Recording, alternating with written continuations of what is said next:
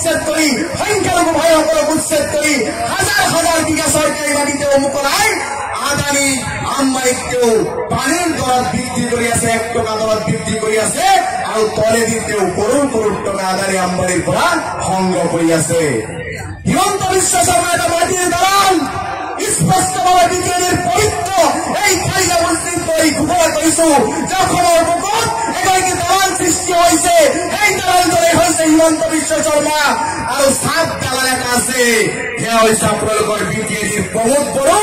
আৰু চেৰা চামুণ্ডা হিচাপে কাম কৰি আছে এই সমষ্টি এমচিএলে গৌতম দাস তেওঁ পথাৰ ফুলজাৰি মাৰে এটা দৰং তেওঁ বনাব নোৱাৰে অকল প্ৰতিশ্ৰুতি আৰু নচলিব তোমাৰ 10টা বছৰ এই অটনগুৰি সমষ্টি হিন্দু মুছলমান সকলোৱে মিলি তোমাৰ ভোট প্ৰদান কৰি এমচিএল বনাইছে তুমি ইয়াৰ হৈছা তুমি এতিয়ালৈকে এই নিয়ম বজাৰত আহিবলৈ এটা দৰং নিৰ্মাণ কৰি দিব নোৱাৰিলা তোমালোকে মাটিৰ পট্টা দিয়াৰ কথা কৈছিলা 1 টকা মাটিৰ পট্টা তুমি দিব নোৱাৰিলা তোমাৰ এই বিজেডিৰ শাসনভাৰ দায়িত্ব তুমি লৈ থকাৰ কোনো প্ৰয়োজন নাই আজিৰ দিনত প্ৰমোদ বড়োৰ পদত্যাগ দাবী কৰিছো এমচিএলে ইয়ান গৌতম দাসৰ পদত্যাগ দাবী কৰিছো এইবাৰেই মটনগুৰি সমষ্টিত ৰাইজৰ দলে নিৰ্বাচন খেলিবলৈ আহিছে ইয়াত কোনো হিন্দু মুছলমানৰ ৰাজনীতি কৰিবলৈ দিয়া নহব ৰাইজৰ দলে বড়ো ভাইৰ লগতো থাকিব মুছলমানৰ লগত থাকিব বেংগলী ভাইসকলৰ লগত থাকিব মূলসুঁতি অসমীয়া মানুহৰ লগতো থাকিব সকলোকে মিলি এক নতুন উন্নয়নৰ দিগন্ত ঘোষণা কৰি মটনগুৰি সমষ্টিক নতুন ৰূপেৰে গঢ় দিয়াৰ কাৰণে আমি সংকল্পবদ্ধ হৈছো অনাগত ভৱিষ্যতে মটনগুৰি এক আইন হিচাপে লৈ সমস্ত বিজেডি আমি নিৰ্মাণ কৰাৰ প্ৰক্ৰিয়া আৰম্ভ কৰিম এই মটনগুৰি সমষ্টিৰ প্ৰতিটো সমস্যা আমি ৰাইজৰ দলে সমাধান কৰাৰ কাৰণে আজি সংকল্প লৈছো আপোনালোকে আমাক আশীৰ্বাদ কৰিব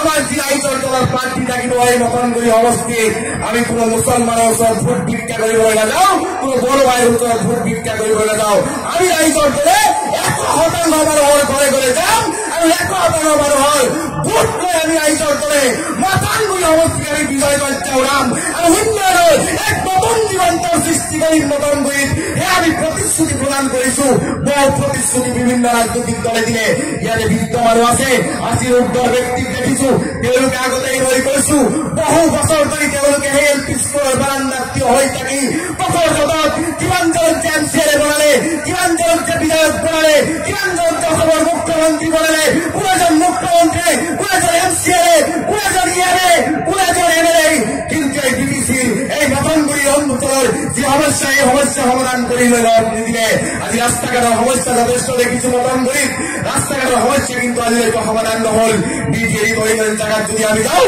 কিছু পৰিমাণৰ ৰাস্তাৰ পৰিৱৰ্তন হোৱা দেখা পাওঁ কিন্তু এই মটনগুৰি সমষ্টিত যদি আমি ঘূৰি চাওঁ কিন্তু মটনগুৰিত ৰাস্তা ঘাটৰ সমস্যা সমাধান কৰিবলৈ মাটিৰ পট্টাৰ প্ৰদান প্ৰতিশ্ৰুতি প্ৰদান কৰি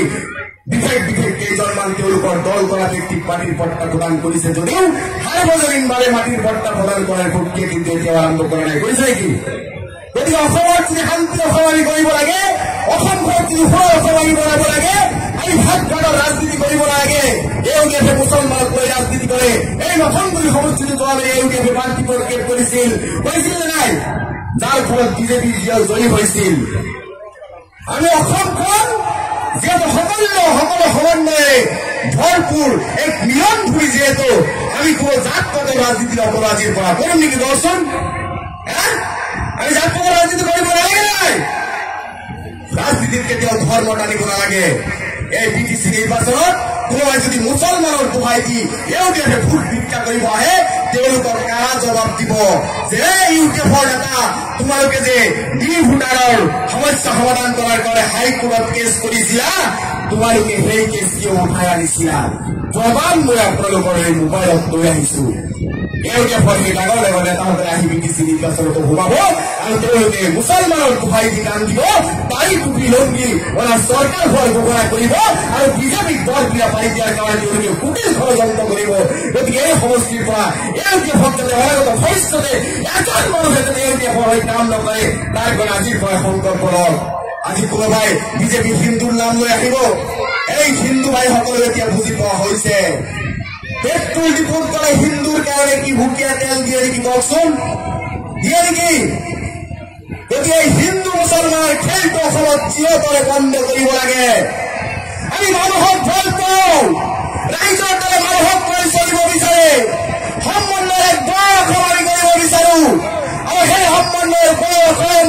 আজিৰ দিনত কাৰ নেতৃত্বত কৰিবলৈ আমি সক্ষম হ'ম এই অসমৰ প্ৰতিজন জনগোষ্ঠীয় মানুহে প্ৰত্যেকজন মানুহে উপলব্ধি কৰিছে। সেয়ে হৈছে অখিল গগৈ ডাঙৰীয়াই, যি অখিল গগৈ ডাঙৰীয়াই সৰ্বসাধাৰণ মানুহৰ কাৰণে, দুখীয়া মানুহৰ কাৰণে, কৃষকৰ কাৰণে, নিষ্পেষিত বঞ্চিত মানুহৰ কাৰণে তেওঁ সংগ্ৰাম কৰি মাটিৰ পট্টা প্ৰদানৰ দাবীত বিভিন্ন সমস্যাৰ সমাধানৰ স্বাৰ্থত তেওঁ আন্দোলন কৰি জীৱনত ৩৪ বাৰ এই বিজেপি, এই কংগ্ৰেছে অখিল গগৈ ডাঙৰীয়াক